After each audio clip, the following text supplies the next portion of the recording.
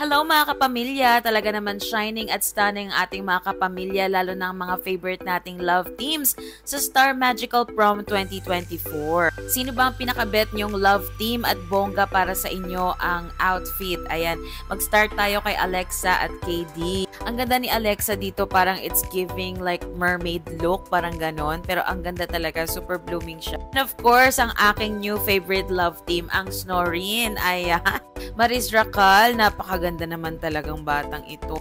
Pak na pa.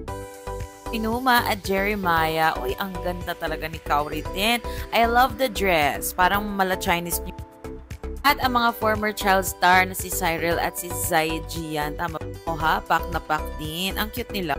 Uy, I love the dress. Super ganda ng color. Of course, hindi mawawala ang Dawn Bell. Napakaganda naman talaga with that yellow dress. Stunning and beautiful. Ang ganda rin ni Krisa, oh.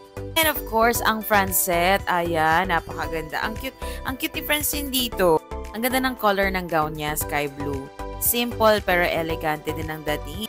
And congratulations pa lang, nanalo pong prom king and prom queen ay si KD at si Alexa. Ayun, congratulations. And bukod sa mga love teams natin, grabe si Karina. Ang ganda, ang fierce ng look, ang hot, grabe, all in. In fairness, iba ang dating niya dito. Diba, napakaganda. Ito maganda rin ang dress. Oh, wow. Fairness talaga, ang gaganda ng mga outfitan nila. Ito talaga, pak, napakaganda naman ang outfit. Wow. I also love their dress. Nalimutan ko na lang yung mga names nila. Oh ha, pak naman si Angie. Talaga naman, slaying. At ang nanalo naman for Noble Prince and Princess, ayan si Harvey at si Dahlia. Oh, sino ka dyan? Ang ganda rin ng dress.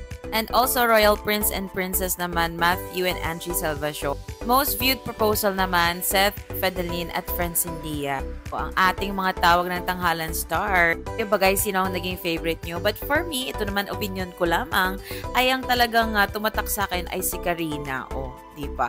So yun lang ating Showbiz Chika for today's video. And don't forget to follow for more viral news and Showbiz Chika. Bye-bye!